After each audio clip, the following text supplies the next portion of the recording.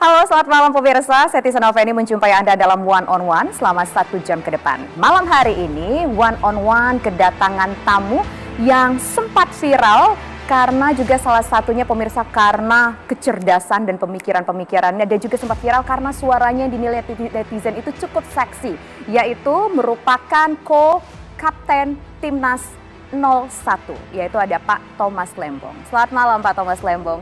Beliau nama lengkapnya adalah Thomas Trikasih Lembong. Betul. Tapi nama bekennya Tom Lembong ya Pak ya. Siap. Cukup menarik sebelumnya Pak. Dulu sempat menjadi jadi menteri di kabinet Pak Joko Widodo, jadi menteri perdagangan dan kemudian menjadi menteri investasi. Dan Kepala sekarang BPN. menjadi bagian dari 01 yang kita ketahui mungkin berseberangan dengan salah satu pasangan calon lainnya, di mana 02 ini adalah putra dari Presiden Joko Widodo. Kenapa bisa demikian? Kemudian apa strateginya untuk memenangkan 01 pemirsa? Inilah One on One untuk Anda.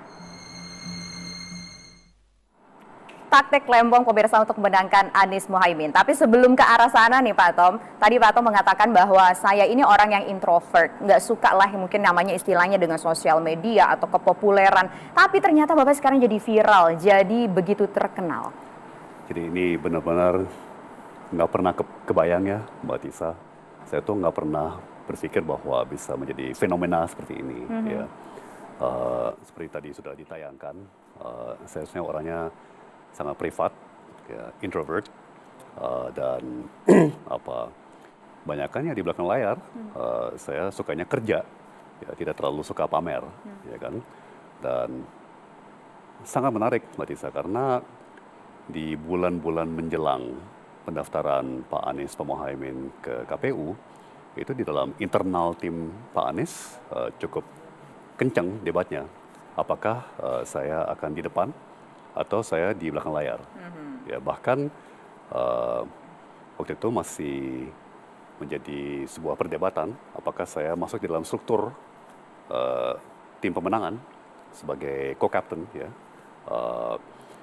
Jadi tapi akhirnya ya kubu yang merasa bahwa saya punya potensi untuk bisa relate, ya, bisa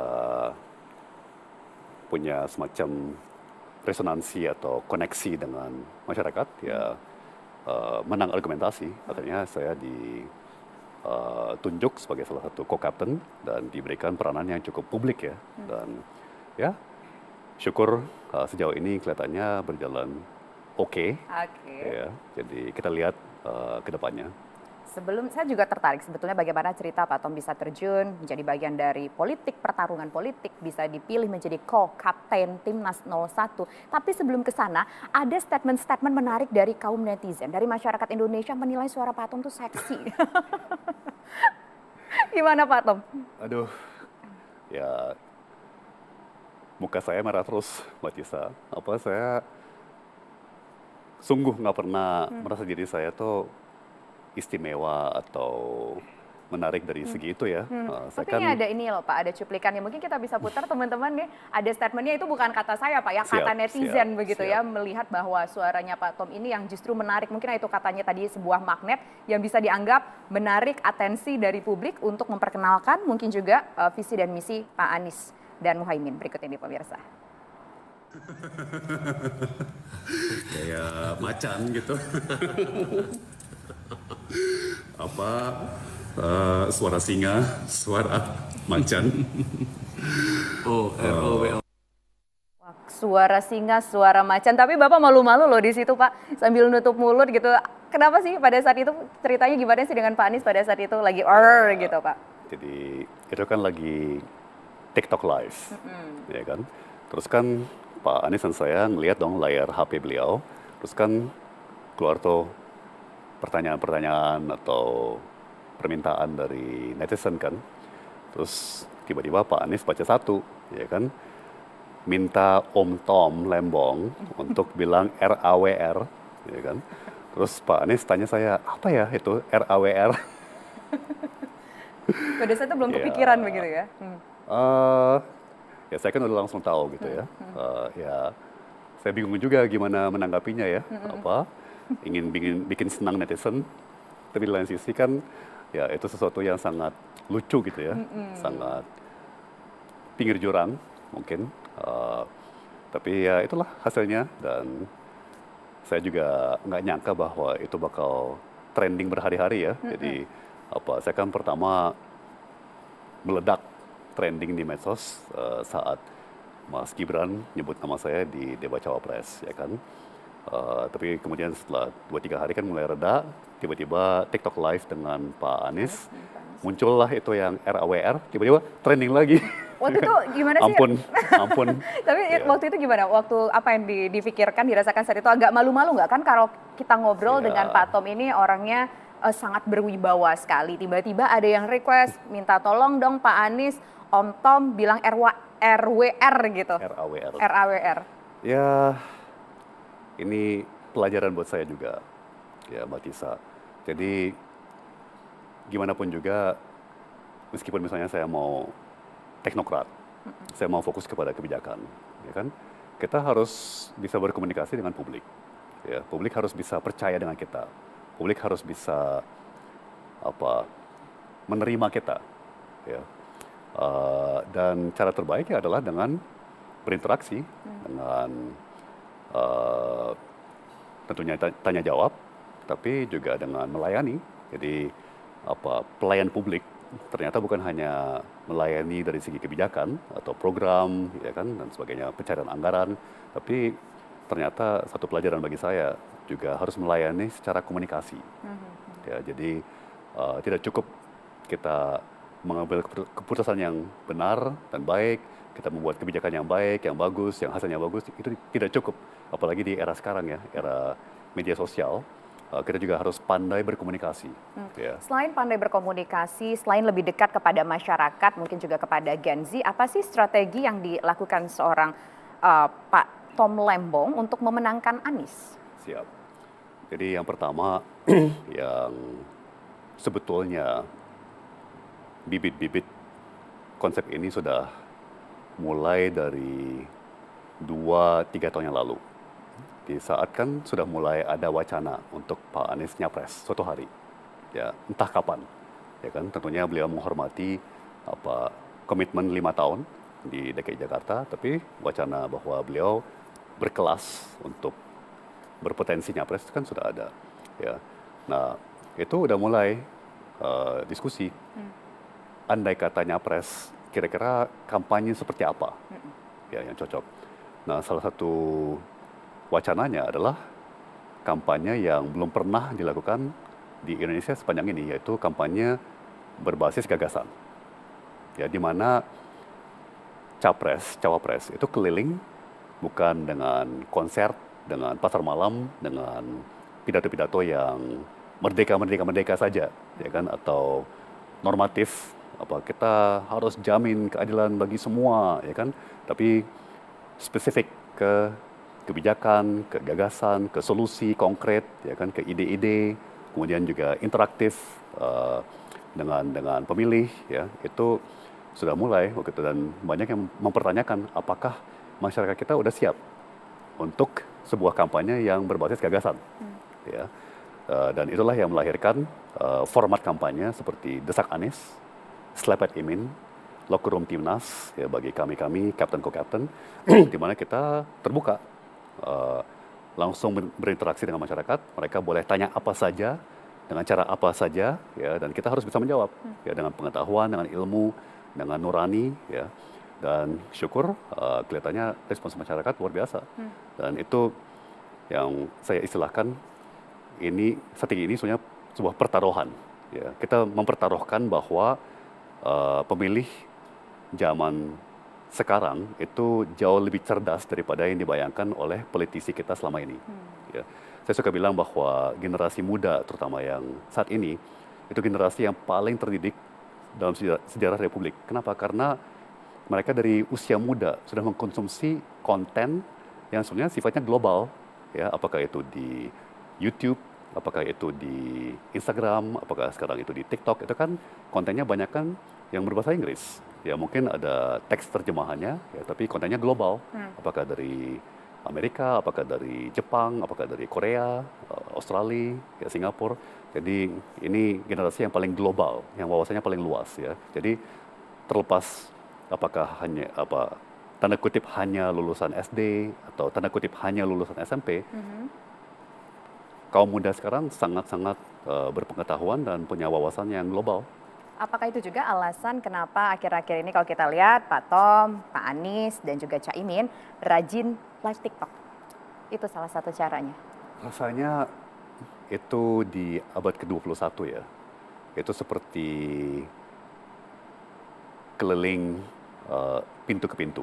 Ya, jadi kalau di abad ke-19 itu pemimpin atau politikus ya, politisi itu dari pintu ke pintu, ya kan, terus mungkin bagi-bagi pamflet, bagi-bagi kertas dengan gagasan kebijakan, ya kan, terus tulis editorial di koran, ya kan. Kayaknya zaman sekarang ya live di TikTok, di Instagram, di Twitter atau sekarang X ya, dan berinteraksi langsung. Itu satu dimensi ya. Tentunya editorial di koran masih ada, tentunya wawancara media TV dan media cetak tetap ada, tapi kelihatannya ini suatu dimensi baru ya, yang memperkaya interaksi para kalangan politik dengan pemilih konstituennya. Dan itu kayaknya works ya Pak ya? Memang sudah zamannya ya. Jadi kita sekedar menyesuaikan dengan zaman ya, perasaan saya. Dan syukur kita sanggup. Tapi saya kira masyarakat sangat wajar menuntut itu. Ya, di era sekarang nggak bisa lagi berlindung di belakang jubir gitu ya? Borderless, sudah tidak ada dinding-dinding, ya kan, tidak ada sekatan di dunia internet itu praktis nggak ada rahasia kan. Ya. Jadi ya wajarlah kalau masyarakat menuntut ya. Tadi kita udah dengar gimana ceritanya akhirnya Pak Tom bisa terpilih menjadi co-kapten Timnas Amin. Tapi kita juga penasaran bagaimana bisa terjalin kedekatan dan kepercayaan antara Pak Anies dan juga Pak Tom. Karena kan sebenarnya Pak Tom ini menteri di kabinet di kabinet Joko Widodo, Menteri Perdagangan, kemudian Kepala BKPM, dan juga seorang profesional sebelumnya, seorang bankir yang akhirnya pulang ke tanah air kemudian mau mengemban amanah tertentu. Bagaimana kedekatannya dan apa saja mungkin yang menjadi masukan-masukan bagi calon presiden nomor urut 1, kita akan bahas nanti. Usai jeda berikut kami kembali sesaat lagi. Sebelum kita ngobrol sama Pak Tom, kita mau putar dulu pemirsa cuplikan video berikut ini. Kita simak bersama-sama ya Pak Tom ya. Kalau ngelihat VT-nya live bareng-bareng, kelihatannya juga akrab banget. Sejak kapan sih akrab sama Pak Anies, Pak Tom? Jadi saya sudah sahabat dekat dengan beliau itu lebih dari 18 tahun. Ya, jadi waktu beliau pas kembali dari Amerika, dari kuliah di Amerika, saya sudah di Jakarta kira-kira 8 tahun, ya kan, 9 tahun. Ya langsung asik ngobrol, langsung klop, langsung satu frekuensi, dan ya reguler berdiskusi secara intensif, berbagai gagasan ya. Beliau kan memang dari keluarga yang punya tradisi ya. Kita tahu bahwa kakek beliau dinobatkan pahlawan nasional. Ya, kakek beliau Abdurrahman Baswedan, diplomat di kabinet Presiden Soekarno yang pertama kali meraih pengakuan diplomatis atas Republik kita yang baru merdeka ya, dari pemerintah Mesir ya. Jadi kelihatan banget bahwa beliau punya latar belakang keluarga yang begitu patriotis dan idealis.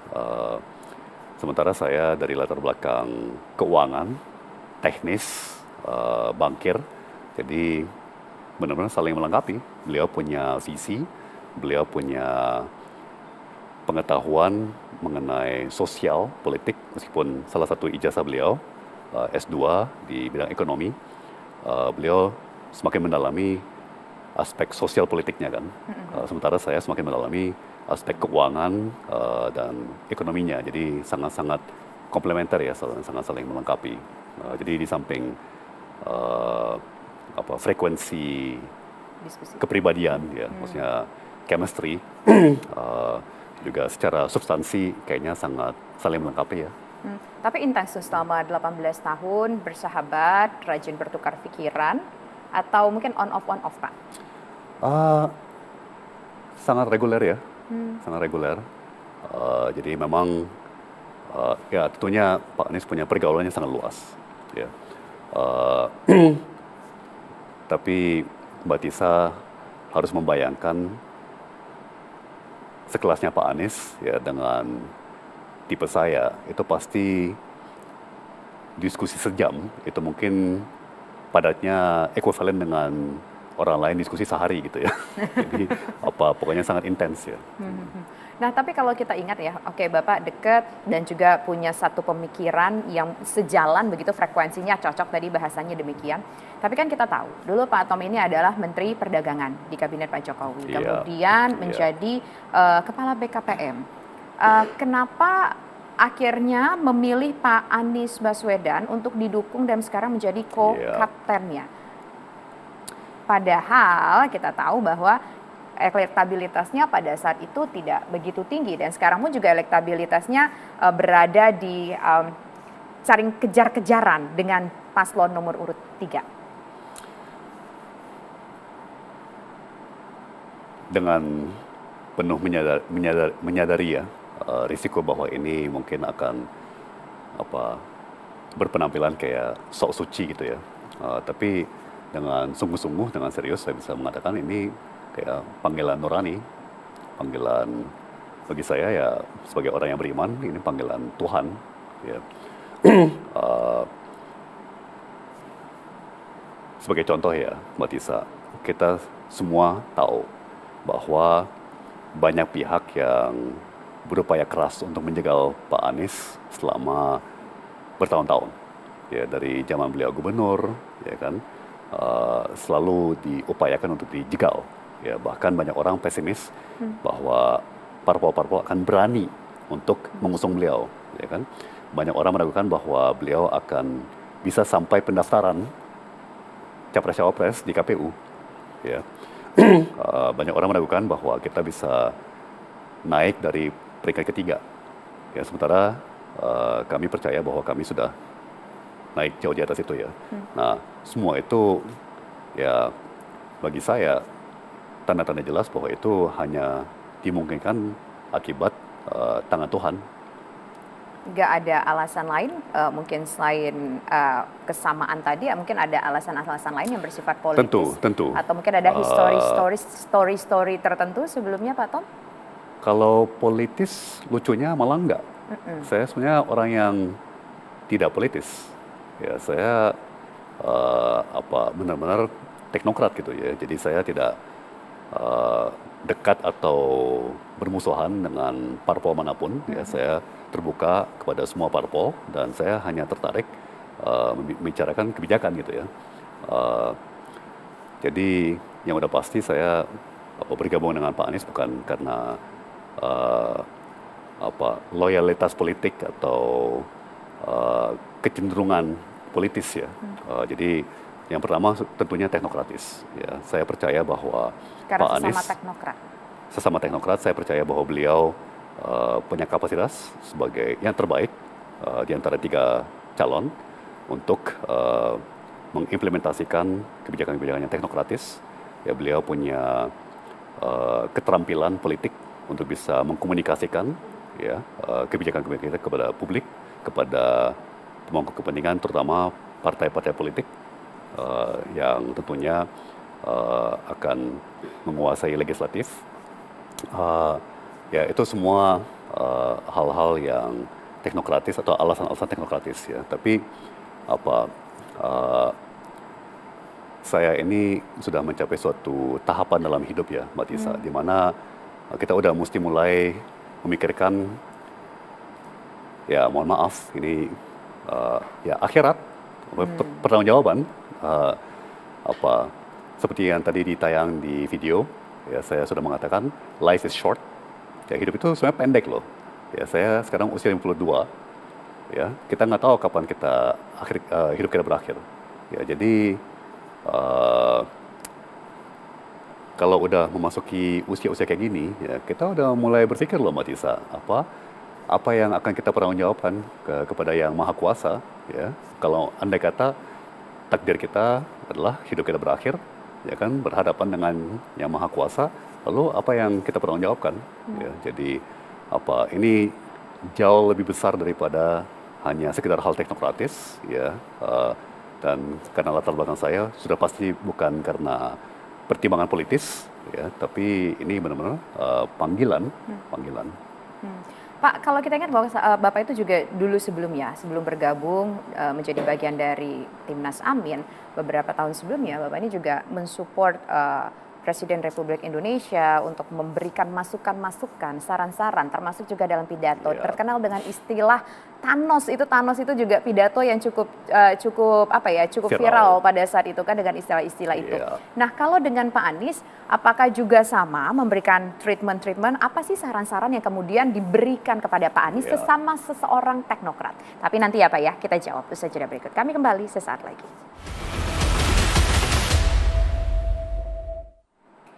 Anda kembali di One on One pemirsa, masih bersama dengan Co-Kapten Timnas Amin. Nah sekarang Pak, sebelum kita ngobrol, saya mau nunjukin sesuatu dulu nih ke Bapak. Siap. Ini debat terakhir Timnas Amin menyiapkan strategi. Nah strategi biar bisa menang.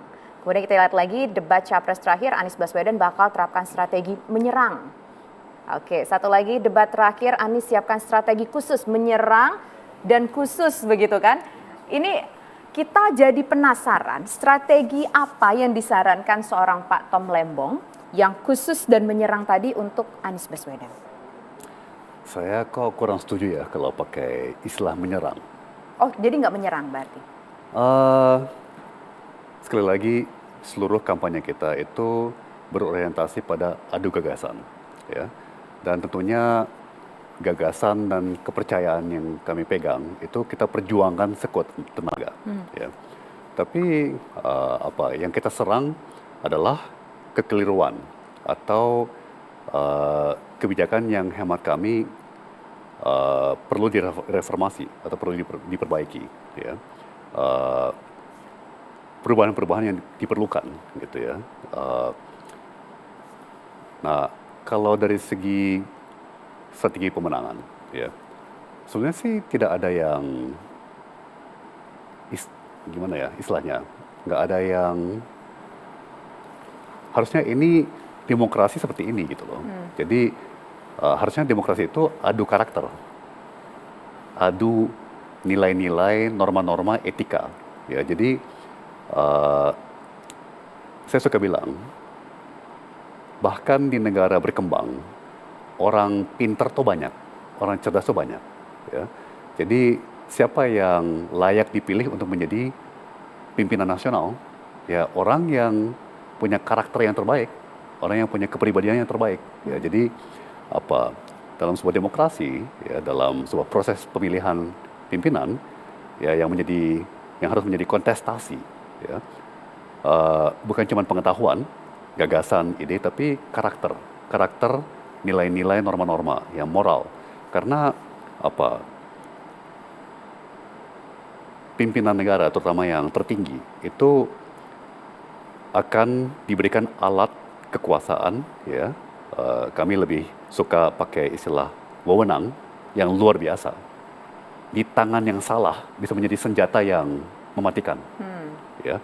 Di tangan yang benar bisa menjadi sebuah potensi kesejahteraan, perdamaian, ketentraman, ya. Jadi ini bukan hanya mengenai kecerdasan, ya. Kita semua tahu bahwa Pak Anies itu cerdas, ya, punya ilmu yang banyak. Tapi yang seyogyanya dalam sebuah demokrasi, yang apalagi bijaksana gitu ya, dengan sebuah masyarakat yang bijaksana, yang saya percaya bahwa masyarakat Indonesia itu bijaksana, ya. Dalam masyarakat yang bijaksana, dalam kontestasi politik, yang harus menjadi faktor utama adalah karakter, nilai-nilai, norma-norma etika, ya, karena itu yang akan menentukan keberpihakan pemimpin tersebut, ya, prioritas pemimpin tersebut, dan empati, ya, apakah dia benar-benar ikut merasakan, ya, apa yang dirasakan oleh masyarakat. Oke. Jadi strateginya apa dong yang disarankan Pak Tom? Belum terjawab tuh tadi. Istilahnya be yourself, just be yourself, ya. Nggak usah aneh-aneh, nggak usah terlalu banyak gimmick, ya. Yang penting kalau istilah kekiniannya kan otentik. Jadi tulus apa adanya, baik yang kelebihan maupun kekurangan. Ya. Semakin jujur semakin baik. Ya. Kita terbuka mengenai kelebihan, ya, dan terbuka mengenai kekurangan, ya.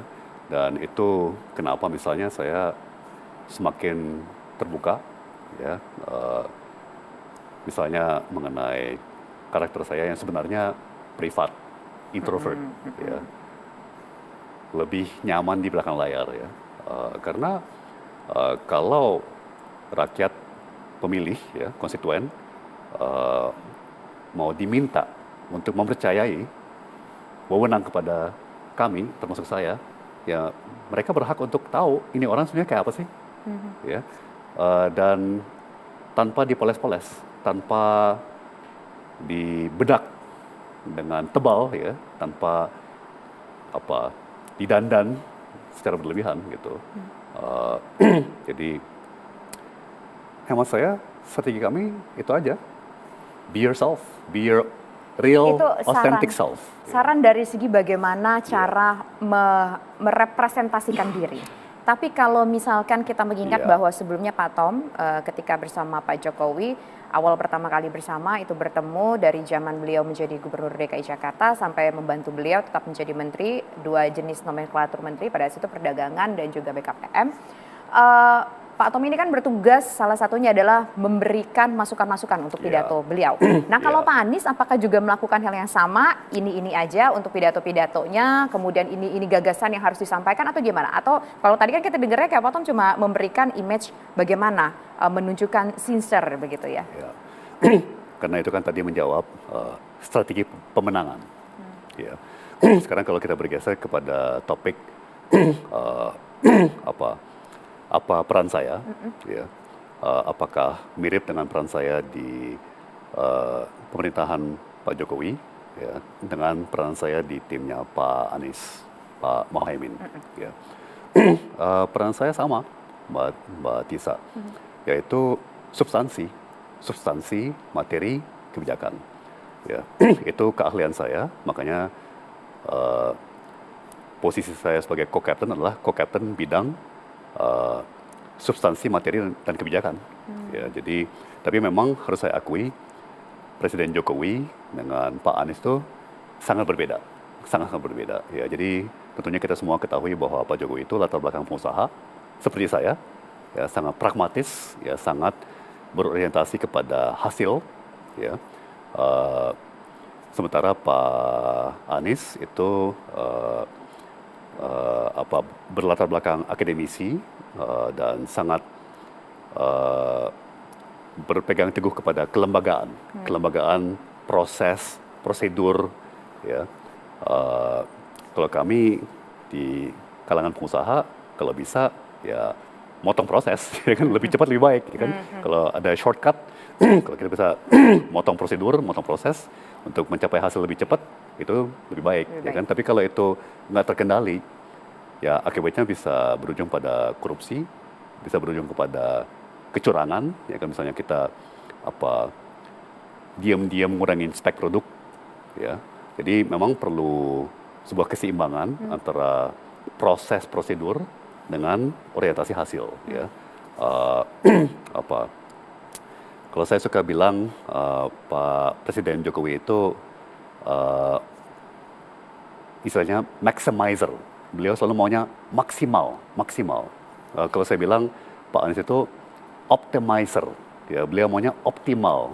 Optimal itu tidak selalu sama dengan maksimal. Ya, kadang-kadang maksimal itu berlebihan. Ya. Jadi memang beda, satu berlatar belakang dan juga mental pengusaha, satu latar belakang akademis dan mental proses analisa prosedur ya. Kalau ini kan besok sudah ada 4 debat yang berjalan. Besok akan jadi debat pamungkas di hari Minggu. Akan sejauh mana sih debat ini berpengaruh untuk elektabilitas Pak Anies, menurut Bapak? Saya kebetulan percaya bahwa debat-debat ini khususnya itu punya dampak pada elektabilitas ya. Jadi beda bahkan dengan 5 tahun yang lalu. Ya. Sejak 5 tahun yang lalu, yang namanya media sosial itu sudah berkembang lagi.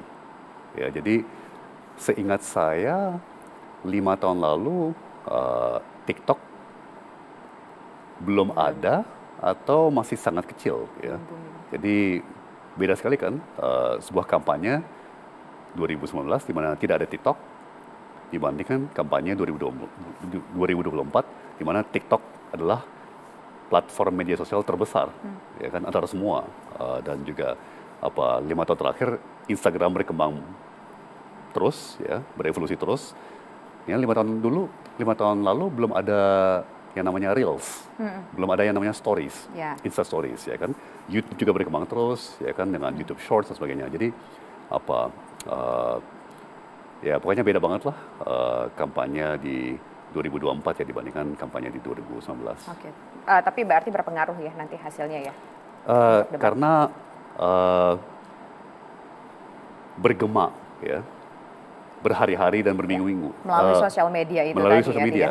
Jadi potongan-potongan video itu ya kemudian diskusi publik yang terpicu ya. Jadi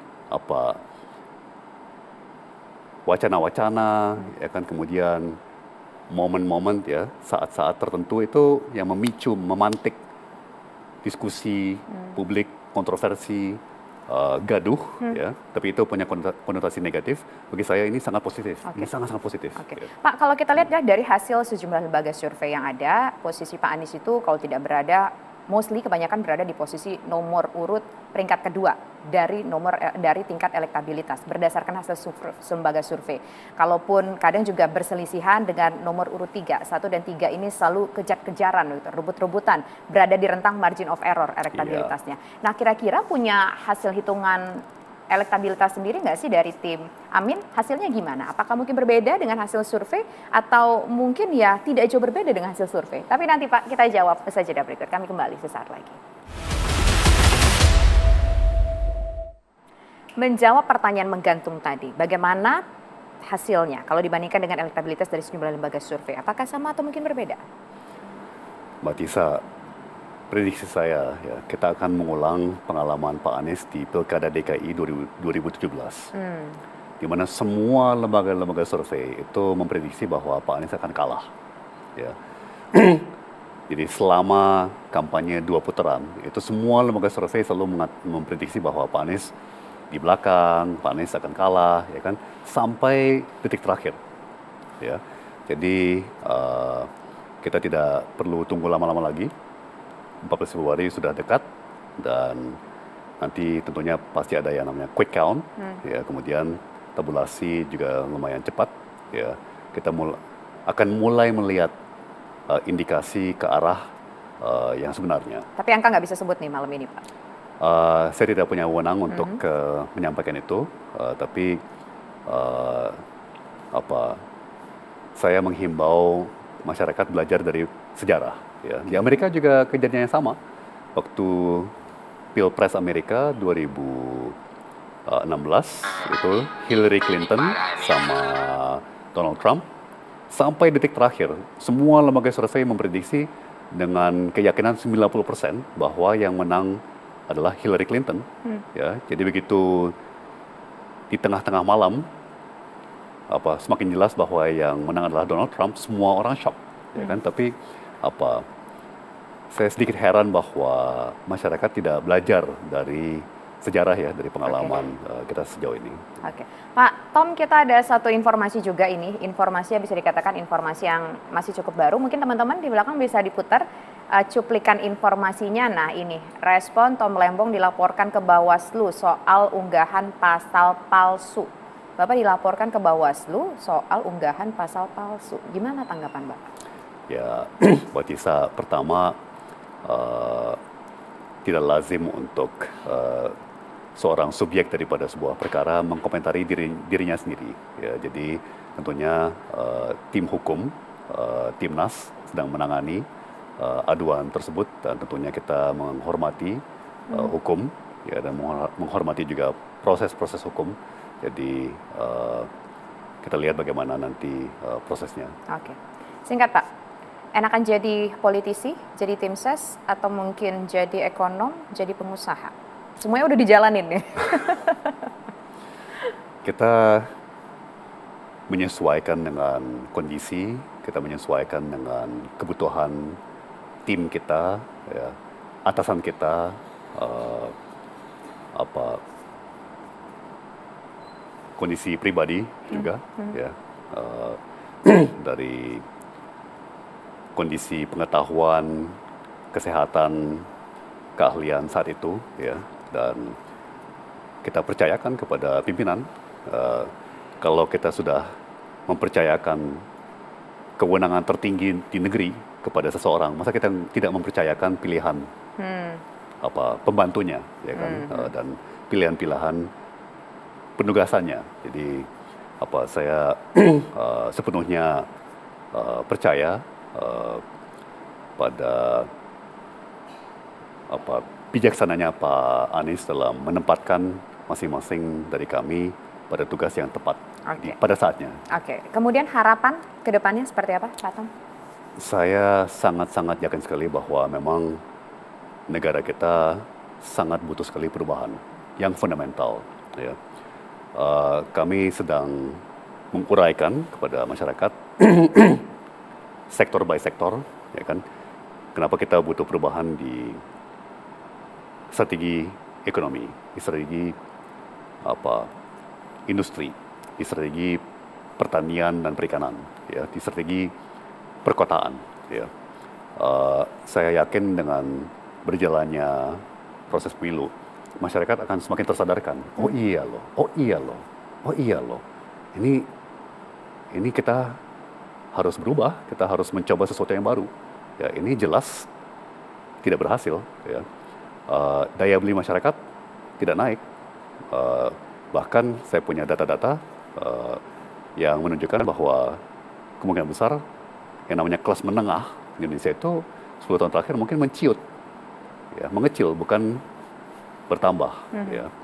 Karena kita selalu lihat jutaan warga kita yang naik kelas, yang bergabung pada kelas menengah, tapi kita kurang melihat jutaan warga kita yang merosot lagi ke kelas menengah bawah dan bahkan ke penghasilan rendah. Ya. Jadi harapannya berarti masyarakat Indonesia lebih sejahtera. Baik, terima kasih Timnas Amin, Anies Muhaimin, Thomas Trikasih Lembong atas waktu sudah bergabung bersama kami, Pak Tom. Semoga sehat selalu. Dan pemirsa, demikian kebersamaan kita dalam One on One kali ini. Saya Tisana Feni undur diri. Terima kasih, selamat malam, sampai jumpa.